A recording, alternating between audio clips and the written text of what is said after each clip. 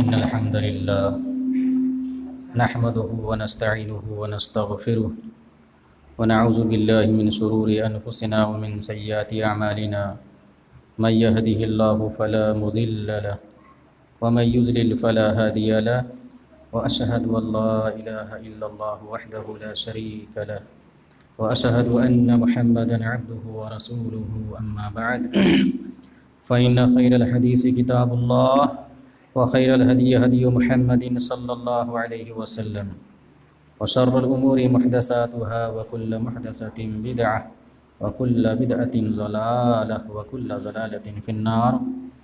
أعوذ بالله من الشيطان الرجيم. بسم الله الرحمن الرحيم. يا أيها الذين آمنوا اتقوا الله حق تقاته ولا تموتن إلا وأنتم مسلمون.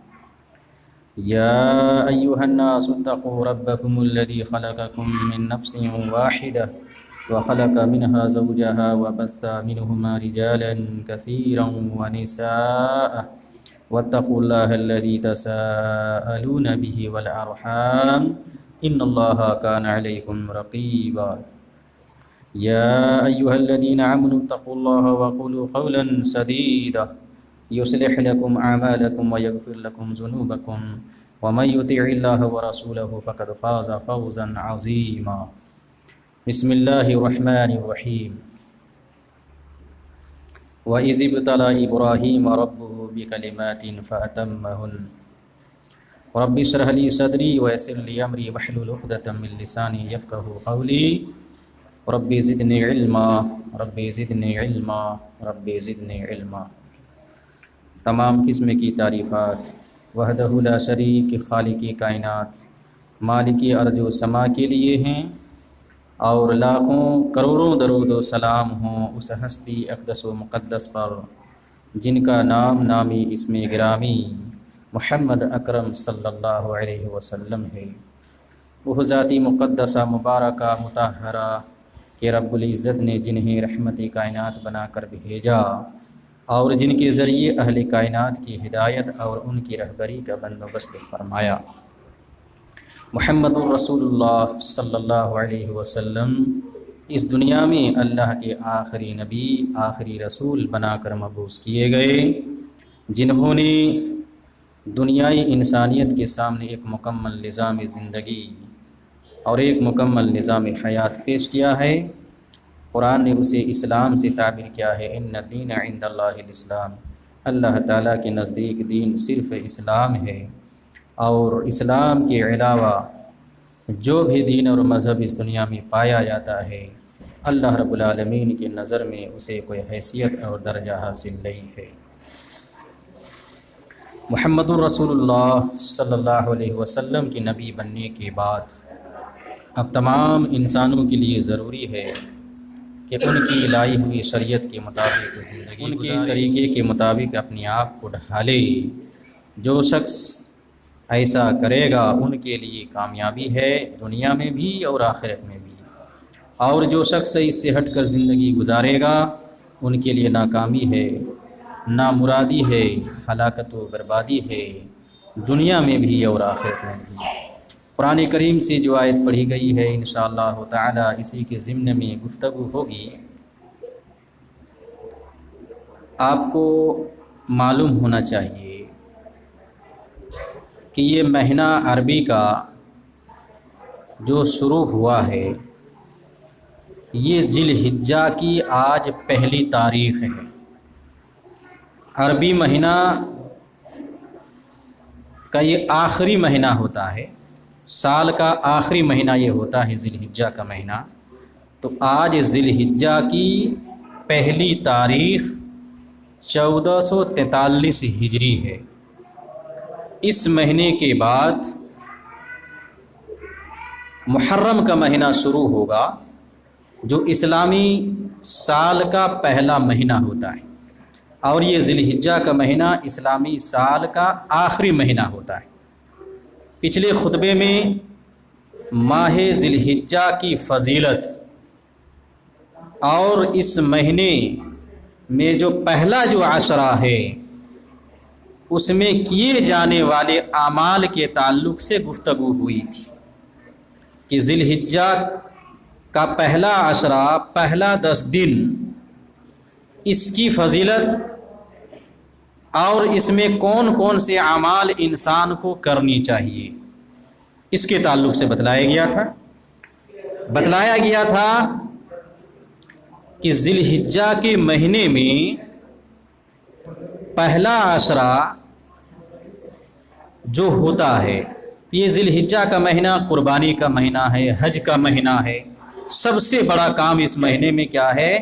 حج کرنا، عمرہ کرنا، یہ ہوتا ہے۔ ایک کام تو یہ بتلایا گیا تھا۔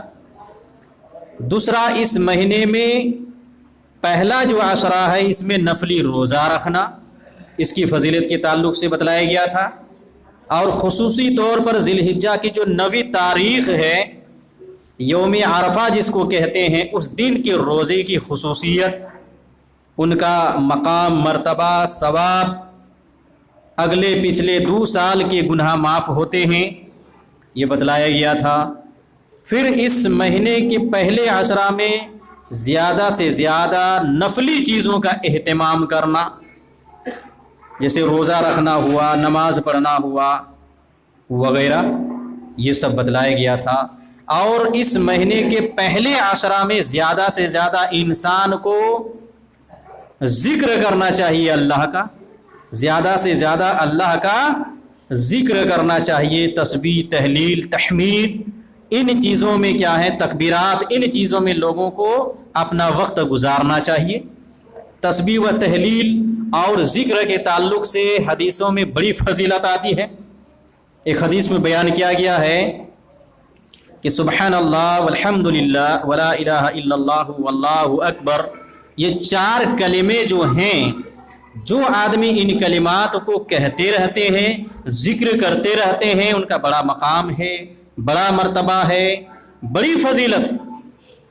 یہ 4 کلموں کی خاص طور سے سبحان اللہ والحمد للہ ولا الہ الا اللہ واللہ اکبر۔ اور ایک حدیث میں بتلایا گیا کہ الطہور شطر الایمان، پاکیزگی آدھا ایمان ہے۔ پاکیزگی، پاک و صاف رہنا، صاف ستھرا رہنا، یہ آدھا ایمان ہے، یہ حدیث میں بتلایا گیا ہے۔ اور تو یہ پاکیزگی کو آدھا ایمان بتلایا گیا۔ پھر تسبیح و تہلیل ہے، الحمدللہ تملأ المیزان، یہ کلمات کہنے سے کیا ہے؟ میزان بھر جاتی ہے، یعنی اجر و ثواب سے۔ سبحان اللہ، لا الہ الا اللہ، یہ سب جو کلمات ہیں، زمین و آسمان کے مابین، درمیان جو خلا ہیں، اتنا اجر سے اللہ تعالیٰ کیا ہے؟ بھر دیتا ہے۔ تو یہ ذکر ہے، یہ تسبیحات ہیں، یہ اذکار ہیں، یہ فضیلتیں ہیں۔ اس مہینہ کے پہلے عشرہ میں زیادہ سے زیادہ یہ اذکار کرنی چاہیے، اور زیادہ سے زیادہ تسبیحات اور تکبیرات میں وقت گزارنا چاہیے۔ یہ تو تسبیحات، تکبیرات اور اذکار 24 گھنٹہ ہمیشہ ہر مہینہ میں انسان کو کرتے رہنا چاہیے، لیکن اس مہینے کے پہلے عشرے میں اور مزید کیا ہے؟ خصوصیت ان کی اور بڑھ جاتی ہے، زیادہ نیکیاں۔ تو حدیث میں بتلایا الطہور شطر الایمان، پاکیزگی آدھا ایمان ہے، صاف ستھرا رہنا، پاک و صاف رہنا، یہ آدھا ایمان ہے۔ اب باقی اب جو کریں گے آپ، وہ آدھا ایمان آپ کا اب مکمل ہوگا۔ یہاں میں ایک نقطہ آپ کو بتلانا چاہتا ہوں کہ آج اکثر مسلمان پاک و صاف نہیں رہتے۔ اکثر مسلمان جو بیچارے چند نماز پڑھتے ہیں وہی پاک و صاف رہتے ہیں، اور جو نماز 5 وقت نہیں پڑھتے ہیں، ان میں سے اکثر لوگ الا ماشاء اللہ ایک آدھ ایسے ہیں جو 5 وقت نماز نہیں پڑھتے ہیں تب بھی وہ پاک رہتے ہیں، وہ ایک آدھ ہے کوئی، ورنہ ان میں سے اکثر لوگ کیا ہیں؟ پیشاب کرتے ہیں اور ایسے ہی رہتے ہیں۔ پخانہ کرنے کے بعد تو ایسے نہیں رہتے ہیں، لیکن پیشاب کرنے کے بعد اس کی صفائی نہیں کرتے ہیں، پانی کا استعمال نہیں کرتے ہیں، مٹی کا استعمال نہیں کرتے ہیں۔ تو اب بتائیے یہ پاک و صاف ہوئے؟ गंदे हालत में। कहां से ईमान? अत्तहुर शत्रुल ईमान, पाकिज़गी को आधा ईमान बतलाया गया है। आप पाको साफ नहीं है, आपका आधा ईमान तो यही खत्म हो गया। अब अगले स्टेप में आते हैं कि आप 5 वक्त की नमाज की अदायगी नहीं कर रहे हैं, यहां पूरा ईमान आपका गायब हो गया।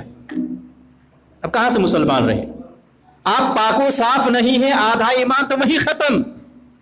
जब पाको साफ आप नहीं है तो आप नमाज नहीं पढ़ते हैं, रोजा नहीं रखते हैं, हज नहीं करते हैं, ज़कात देने में भी आपको माल से मोहब्बत हो जाती है कि इतना दे देंगे ज़कात में, दूसरों को बांट देंगे, ये तो मैंने मेहनत से कमाया है, ये तो मैंने क्या है अपने दिमाग से कमाया है, तो इतना माल मेरे घर से निकल जाएगा, काहे दूसरों को दे दे। ये सब सवालात होते हैं जहन में, जो शैतानी सवालात हैं, और फिर इनकी वजह से लोग अपने मालों की ज़कात नहीं निकालते हैं। कमी कहाँ है? अत्तहुरु शत्रुल ईमान, आदमी पाक ही नहीं है शुरू से, तो अगला स्टेप कहाँ से सोचेगा वो कि हमको नमाज भी पढ़नी है, रोज़ा भी रखना है, ज़कात भी देना है, हज भी करना है, सच भी बोलना है, बाकी नेक अमाल भी करने हैं, और हर तरह की बुराइयों से बचना भी है। ये सोच कहाँ से आएगी? अत्तहुरु शत्रुल ईमान, पाक ही नहीं है। तो पहला जहन तो बनाना है पाको साफ रहना, कि इंसान पाको साफ रहे। एक मोमिन नापाक नहीं होता है। मोमिन गंदी में और गलाजतों में नहीं पलता है, नहीं बढ़ता है।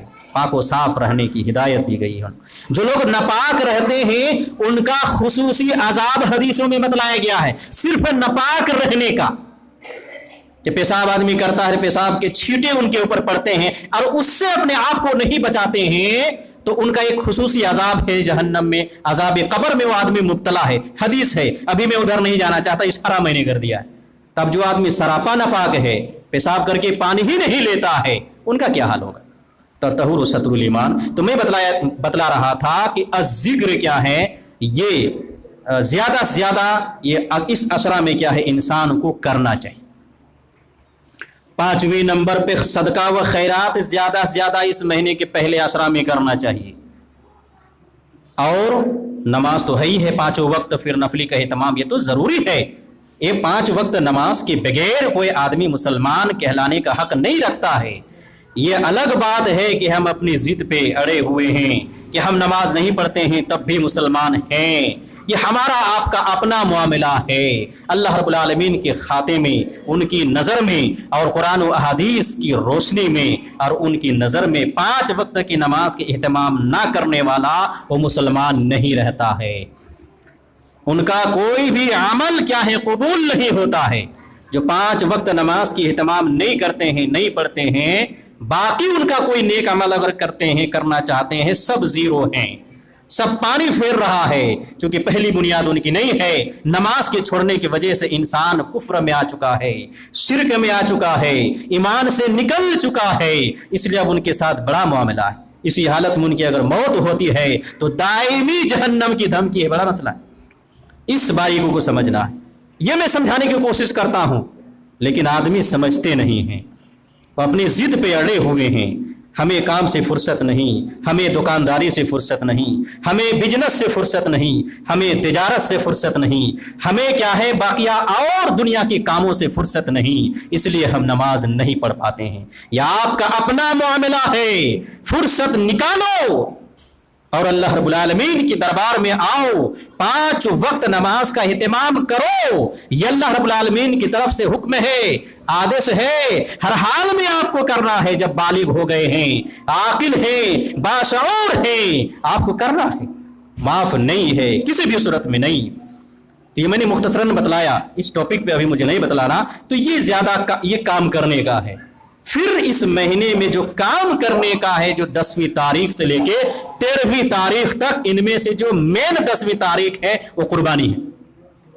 इस कुर्बानी पे आज हमको गुफ्तगू करनी। कुर्बानी क्या चीज है? कुर्बानी किसको कहते हैं? कुर्बानी, इसको समझने की जरूरत है।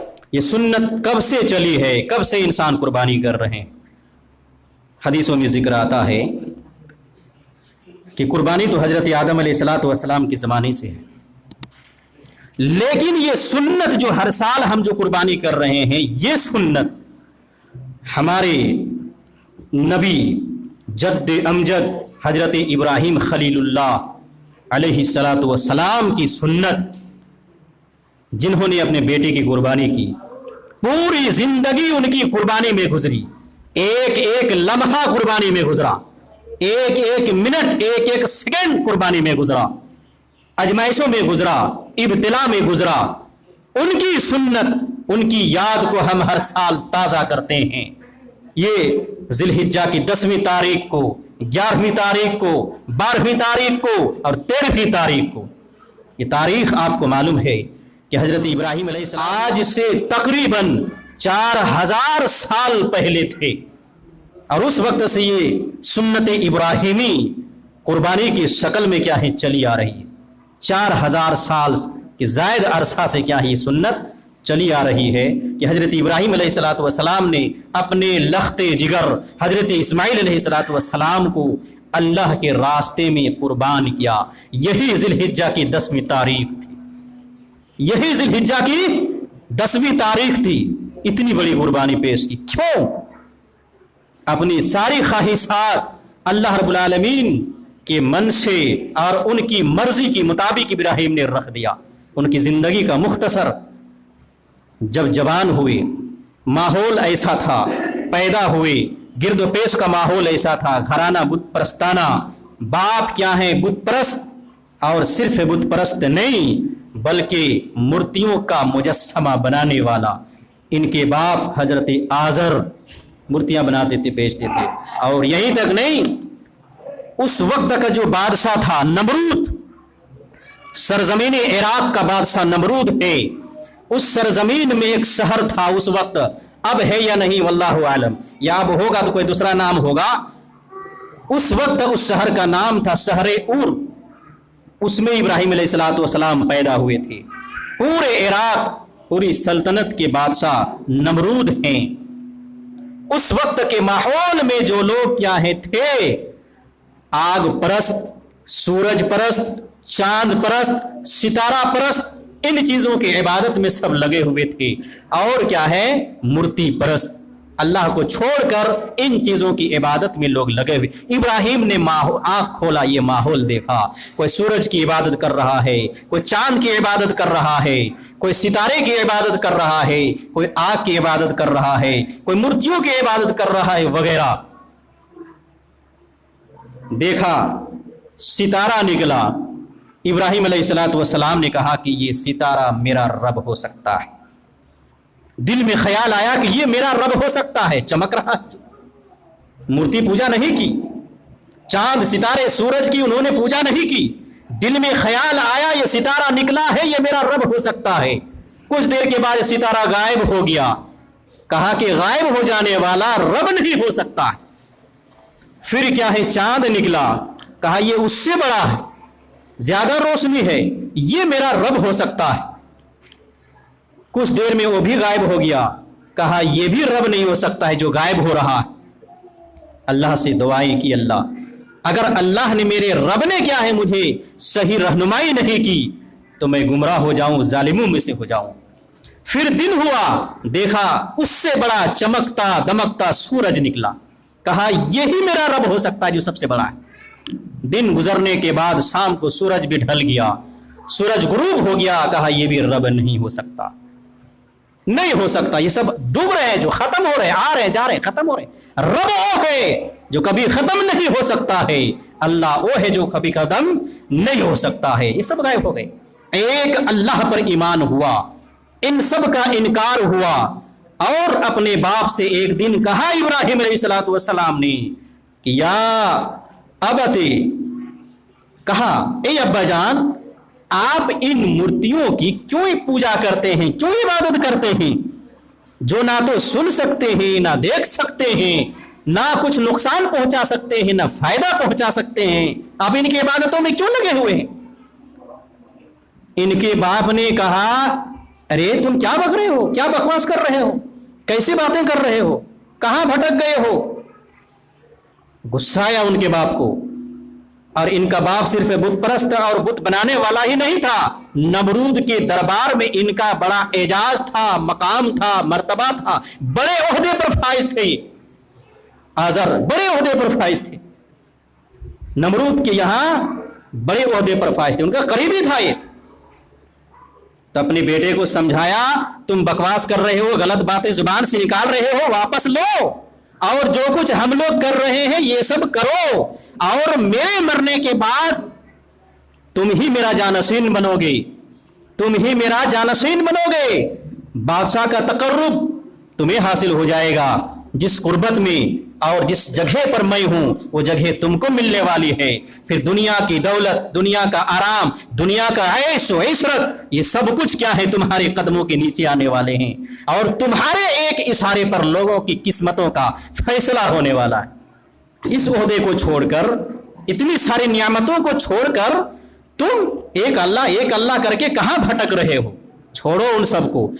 باپ نے بیٹے کو ایسا سمجھایا، ابراہیم علیہ السلام نے کہا کہ نہیں، اللہ ایک ہے، یہ سورج اللہ نہیں ہو سکتا، چاند اللہ نہیں ہو سکتا، ستارے اللہ نہیں ہو سکتے، یہ جن مورتیوں کو آپ بنا رہے ہیں یہ خدا نہیں ہو سکتے، یہ رب نہیں ہو سکتے، وہ ایک ہے۔ توحید جاگزی ہوئی دل میں، اور ساری چیزوں کا کیا ہی کہا، انی بریء مما تشرکون، میں بری ہوں ان ساری چیزوں سے جن کو تم اللہ کا شریک ٹھہراتے ہو، میں الگ ہوں، میں یہ نہیں کر سکتا۔ عہدے کا لالچ دیا، دولت کا لالچ دیا، دنیا کا لالچ دیا، سب کو ابراہیم نے ٹھکرایا، آزمائش شروع، امتحان شروع، زندگی میں پریشانیاں آنی شروع ہو گئی ابراہیم علیہ السلام کی زندگی۔ اس کے بعد پھر وقت آیا، ابراہیم علیہ السلام نے کیا ہے، تفصیل کا موقع نہیں، پھر کیا ہے، مورتیوں کو معاملہ ہوا، انہوں نے ایک موقع پر کیا ہے توڑ دیا، سب کو، بڑے کو چھوڑ دیا، کلہاڑی ان کے کندھے میں رکھ دیا، پھر لوگوں نے کیا ہے شک کیا یہی جوان ہو سکتا، یہی گھر میں تھا، دربار نمرود میں بلایا گیا، سارے لوگ جمع، اور ان کو کیا کہا کہ تمہارا یہ کام ہو سکتا ہے۔ ابراہیم نے جواب دیا، اپنے اس سے کیا ہے، اپنے ان معبودوں سے کیوں نہیں پوچھتے ہوئے کام کس نے کیا ہے، یہ سب کیا ہے لاجواب ہو گئے، کہا یہ سب تو بول نہیں سکتے ہیں، کہا بڑے جس دیکھو ان کے کندھے پر رکھا ہوا ہے یہ بڑا ہے، انہوں نے ہی یہ کام کیا ہوگا، پوچھو ان سے، کہا یہ سب بول نہیں سکتے ہیں۔ ابراہیم نے کہا جب بول نہیں سکتے، سن نہیں سکتے، کچھ کر نہیں سکتے، تم کیوں پوچھتے ہو ان کو، کیوں عبادت کرتے ہو؟ غصے میں سب دل ملا رہے ہیں، آگ بگولا ہو رہے ہیں، لیکن ان کے پاس کوئی جواب نہیں تھا، بس ایک ہی ضد، ہٹ دھرمی، ابراہیم کو پکڑو اور ان کو مارو۔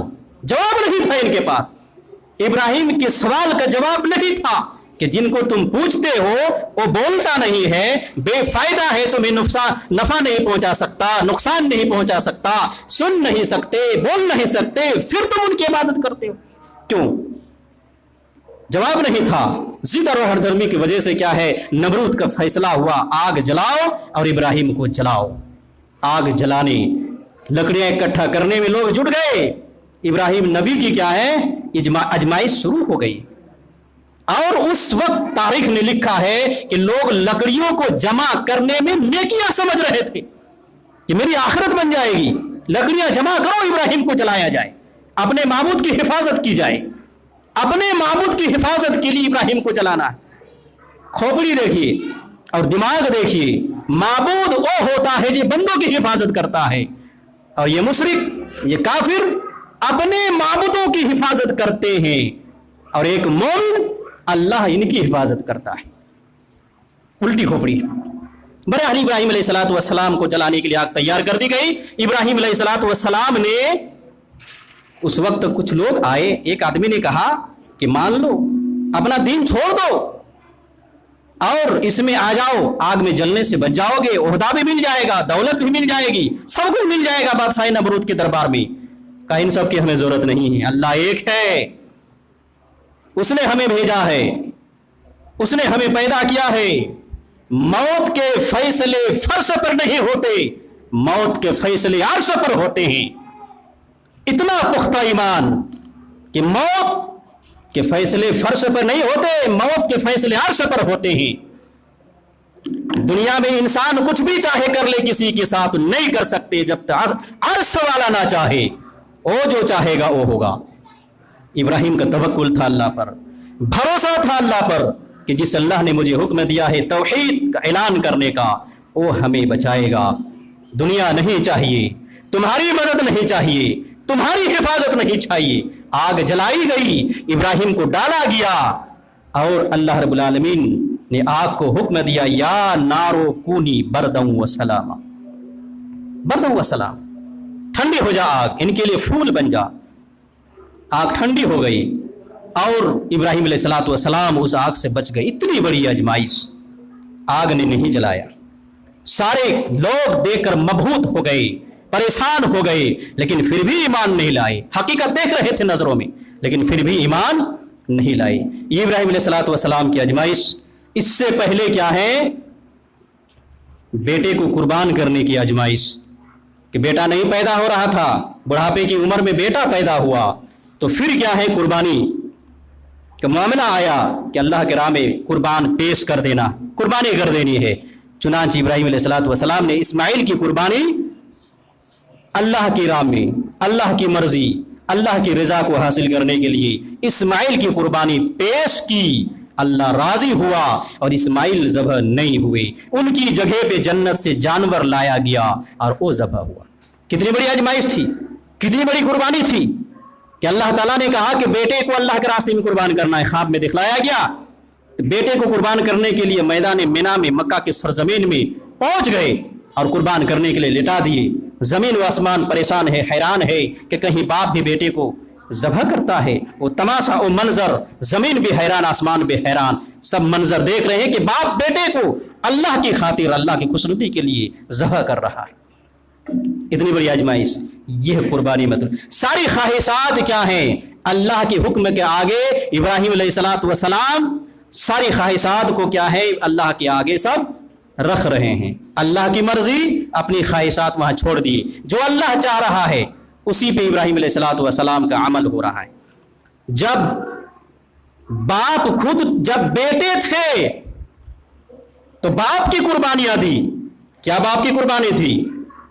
گھر سے نکال دیا باپ نے، توحید اور اللہ پر ایمان لانے کی وجہ سے باپ کو چھوڑا، سب چھوڑا، نکل گئے وہاں سے، زمین و جائیداد چھوڑا، ملک چھوڑا، قربانی۔ اور خود جب باپ بنے تو بیٹے کی قربانی پیش، پوری زندگی قربانی میں گزر رہی ہے۔ ایک ایک لمحہ ابراہیم علیہ السلام کی قربانی میں گزر رہی ہے۔ تو یہ 10ویں ذی الحجہ کی جو تاریخ آنے والی ہے، اس میں جو ہم اور آپ جو قربانی پیش کریں گے، یہ ابراہیم علیہ السلام کی سنت کو زندہ کریں گے۔ کیا قربانی پیش کریں گے؟ قربانی صرف جانور ذبح کرنے کا نام نہیں، گوشت کھانے کا نام نہیں، پوری زندگی ابراہیم علیہ السلام کی سیرت کو سامنے رکھنا کہ ہر معاملے میں اپنی خواہشات اللہ کے راستے میں انہوں نے قربانی کی ہے۔ ہمیں بھی ہر معاملے میں اللہ کی مرضی کے مطابق ہمیں قربانی پیش کرنی ہے۔ اللہ رب العالمین نے 5 وقت میں ہمیں کہا کہ 5 وقت کی نماز پڑھنی ہے۔ یہاں کس چیز کی قربانی ہے؟ وقت کی قربانی ہے۔ وقت نکالو، مسجد میں حاضر ہو جاؤ۔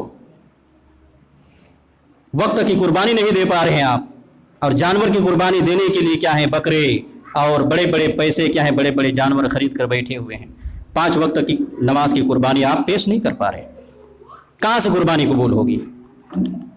تو یہ قربانی ہمیں مطلوب ہے کہ شریعت کے ہر حکم پر ہم چلیں، اور اس نیت سے کیا ہے؟ ہم اللہ رب العالمین کے راستے میں اپنے جانور کی قربانی کریں، گویا کہ ہر خواہش کو اللہ کی منشا اور ان کی رضا کے لیے ہم قربان کر رہے ہیں۔ ہر خواہش کو اللہ جو چاہے وہ ہم کرنے کے لیے تیار ہیں۔ اس نیت کے ساتھ ہمیں اور آپ کو قربانی کرنی ہے، پھر یہ قربانی کیا ہے؟ مقبول ہوگی، قبول ہوگی۔ اس سے پہلے ہماری قربانی قبول نہیں ہوگی۔ آپ نماز نہیں پڑھتے ہیں، روزہ نہیں رکھتے ہیں، پھر قربانی کے موسم میں کیا ہے؟ قربانی کرنے کے لیے بتاب رہتے ہیں کہ قربانی کرتے ہیں، کرنا چاہیے، کرتے ہیں، جانور خریدتے ہیں۔ کیوں کرتے ہیں؟ بڑا مسئلہ ہے کہ پہلے نماز کے پابند بنیے، پھر آپ کی یہ قربانی قبول ہوگی۔ اس سے پہلے قربانی بھی قبول نہیں ہوگی۔ اس نماز کے اہتمام کے بغیر بقیہ اعمال بھی قبول نہیں ہوں گے۔ یہ نقطے ذہن میں بیٹھائیں اور پھر عمل کیا ہے آپ شروع کریں کہ لا الہ الا اللہ محمد الرسول اللہ کے اقرار کے بعد نماز قائم کرنا پہلی فرصت میں ضروری ہے. نماز قائم کرنا، اس کے بغیر لا الہ الا اللہ محمد الرسول اللہ کا کوئی تصور نہیں ہے.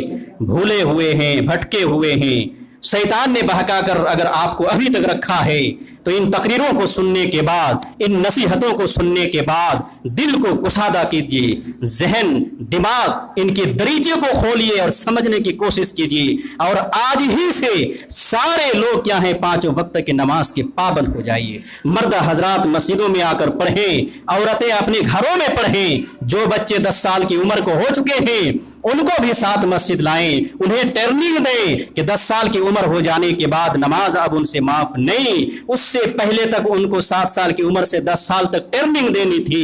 ٹریننگ دیے نہ دیے، اگر بھولے بھٹکے کیا ابھی تک موجود ہیں، نماز شروع کروائیں. بچوں سے بھی اپنا خود شروع کریں، گھر میں کیا ہے اپنی ماں بہن بیوی وغیرہ سب کو کیا ہے نماز شروع کروائیں. پھر یہ 10 ذی الحجہ کو جو قربانی ہونے والی ہے، جو قربانی کرنے والے ہیں، یہ قربانی قبول ہوگی. اس سے پہلے قربانی قبول نہیں ہوگی. یہ آپ کا ہمارا گوشت صرف کھانا ہوگا، اس سے زیادہ فائدہ نہیں ہوگا. لن ینال اللہ لحومها ولا دماؤها ولکن ینالہ التقوی منکم. یہ قربانی کا جانور جو قربان کرتے ہیں لوگ اللہ رب العالمین کے دربار میں، نہ تو ان کا خون پہنچتا ہے نہ ان کا گوشت پہنچتا ہے، جو پہنچتا ہے وہ اللہ کا ڈر اور اللہ رب العالمین کو پہنچتا ہے. قربانی کا گوشت خون یہ نہیں پہنچتا ہے اللہ کے دربار میں، یہ نہیں پہنچ رہا ہے. دل میں جو اللہ کا ڈر اور تقوی اور بھय بیٹھا ہوا ہے کہ اس ڈر سے قربانی کر رہے ہیں کہ اللہ کا حکم ہے، رسول اللہ کی سنت ہے. جب تک نبی پاک مدینہ منورہ میں 10 سال رہے، ہر سال آپ نے قربانی کی اس سنت کو زندہ کرنے کے لیے. اور ہمارے باپ جد امجد حضرت ابراہیم علیہ السلام نے اپنے بیٹے کی قربانی کی. اس قربانی اور اس سنت کو زندہ کرنے کے لیے جذبہ لے کر اگر ہم جانور کو قربان کرتے ہیں تو یقیناً 5 وقت کی نماز کا ہم اہتمام کریں گے. اگر ہم نہیں کرتے ہیں جس کا مطلب یہ ہے کہ ہمارا یہ جذبہ ابھی نہیں آیا، اس لیے ہماری یہ قربانی ابھی قبول ہونے والی نہیں ہے. علماء کا فتویٰ اس سلسلے میں باقاعدہ طور پر ہے کہ جو لوگ بڑے جانوروں میں قربانی کرتے ہیں، مان لیجئے کہ 7 افراد شریک ہو سکتے ہیں، 10 افراد اس میں شریک ہو سکتے ہیں، ان میں سے اگر کیا ہے 5 آدمی نمازی ہیں اور 2 آدمی اگر بے نمازی ہے تو کسی کی قربانی قبول نہیں ہوگی، چونکہ 2 بے نمازی اس میں شریک ہو چکا ہے. 6 آدمی کیا ہے نمازی ہیں، ان میں سے 1 آدمی بے نمازی ہے، کسی کی قربانی قبول نہیں ہوگی. سارے لوگوں کے لیے نمازی ہونا ضروری ہے جو مل کے قربانی پیش کر رہے ہیں. اس نقطے کو بھی ذہن میں رکھنا ہے کہ جن کا ہم پارٹنر بنے ہیں، جن کا ہم شریک بنے ہوئے ہیں، اس معاملے میں وہ نمازی ہے بھی کہ نہیں ہے. اگر نہیں ہے تو ایسے لوگوں کو سائڈ کیجئے کہ وہ اپنا الگ قربانی کریں، اور جو نمازی لوگ ہیں وہ اپنا الگ قربانی کریں. عبادت کا معاملہ ہے، عبادت کا معاملہ ہے، سنت رسول پر چلنے کا معاملہ ہے.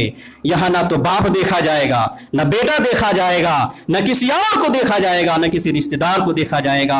اللہ رب العالمین کا ڈر و تقوی اور ان کی رضا اور نبی پاک صلی اللہ علیہ وسلم کی سنت اور حدیثیں اور قرآن آیات یہ سب دیکھی جائیں گی.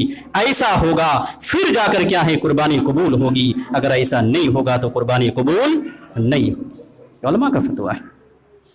کتنے گرے ہوئے ہیں ہم مسلمان، اس لیے میں بار بار کہہ رہا ہوں، حدیث کی روشنی میں کہہ رہا ہوں، قرآن آیات کی روشنی میں کہہ رہا ہوں کہ 5 وقت کی نماز کا آپ اہتمام کریں، اسی میں بھلائی ہے.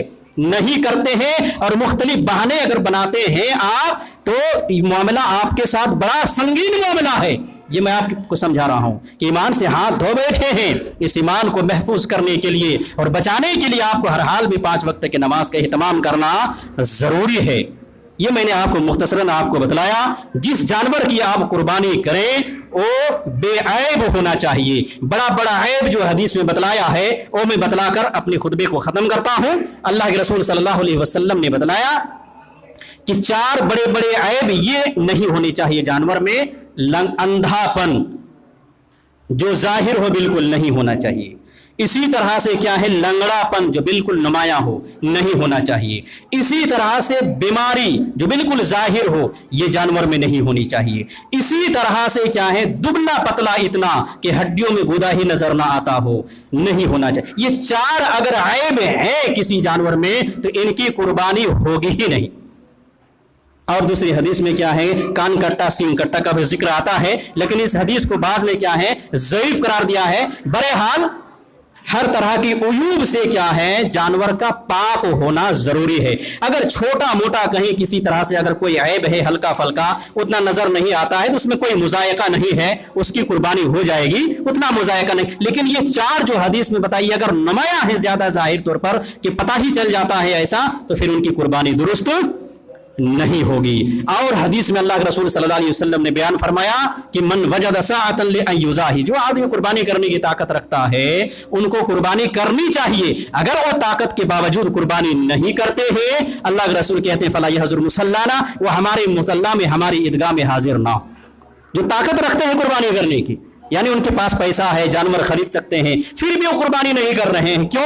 اس لیے نہیں کر رہے ہیں کہ ان کو مال سے محبت ہے کہ مال زیادہ خرچہ ہو جائے گا جانور خریدنے میں، یا دوسرا بہانہ ہے کہ گھر میں کھانے والے نہیں ہیں، گوشت اتنے افراد نہیں ہیں، اس وجہ سے بھی بعض لوگ قربانی نہیں کرتے حالانکہ طاقت ہے ان کے پاس. تو ایسی سوچ کیا ہے ایمان سے نکالنے والی سوچ ہے. قربانی صرف اپنے آپ میں کھانے کے لیے نہیں کرتے بلکہ خود کھانا اور غریب مسکین محتاج ضرورت مند کیا ہے معاشرے میں جو لوگ کیا ہیں ضرورت مند ہیں ان کو بھی کھلانے کے شریعت میں حکم ہے. ان سب کو لے کر کیا ہے کھلانے پلانے کا نام قربانی ہے. تو قربانی کے تعلق سے ابراہیم علیہ السلام کی سوانح اور مختصر زندگی اور ان کی مختصر قربانیاں اب میں نے آپ کے سامنے پیش کیا ہے. قربانی کا جانور کیسا ہونا چاہیے میں نے پیش کیا ہے، کس طرح کے لوگوں کی قربانی قبول ہوگی یہ میں نے آپ کے سامنے مختصراً پیش کیا ہے. اللہ رب العالمین سے دعا ہے اللہ تو ہم سب گناہگار ہیں تو ہم سب کے گناہوں کو بخش دے معاف کر دے اور قربانی کے احکام و مسائل کو ان کی باریکیوں کو سمجھنے کی توفیق عنایت فرما. اے اللہ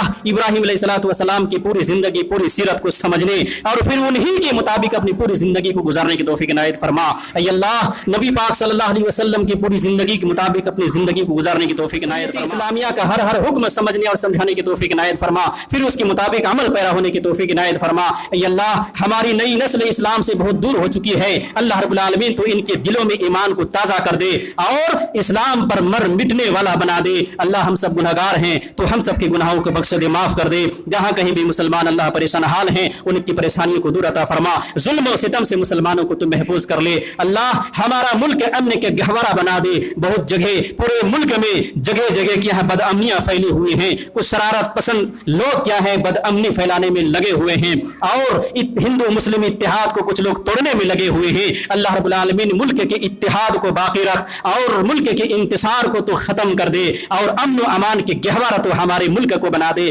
اسی طرح سے اللہ رب العالمین پوری دنیا میں امن و امان کے ساتھ ہر انسان کو رہنے کی توفیق عنایت فرما اور جہاں کہیں بھی مسلمان ہیں اللہ تو انہیں خوشحالی کی زندگی عطا فرما. اے اللہ ہم سب گناہگار ہیں تو ہم سب کے گناہوں کو بخش دے معاف کر دے. ہم میں سے جو لوگ ایمان کی حالت میں پہلے جا چکے ہیں اللہ تو ان کی مغفرت عطا فرما، ان کی قبروں کو روشنی سے منور کر دے بھر دے اور اللہ رب العالمین تو انہیں قبر میں آرام و راحت عطا فرما، ہر طرح کے عذاب سے انہیں محفوظ کر لے. اللہ ہم میں سے جن کے والدین دنیا میں زندہ ہیں اللہ ان کی خدمت کر کے جنت حاصل کرنے کی توفیق عنایت فرما. جن کے والدین دنیا سے ایمان کی حالت میں جا چکے ہیں اللہ ان کی مغفرت عطا فرما. اے اللہ ہم سب گناہگار ہیں تو ہم سب کے گناہوں کو سب بخش دے معاف کر دے. ربنا ظلمنا انفسنا وان لم تغفر لنا وترحمنا لنكونن من الخاسرين. ربنا آتنا في الدنيا حسنة وفي الآخرة حسنة وقنا عذاب النار. واخر دعوانا ان الحمد لله رب العالمين.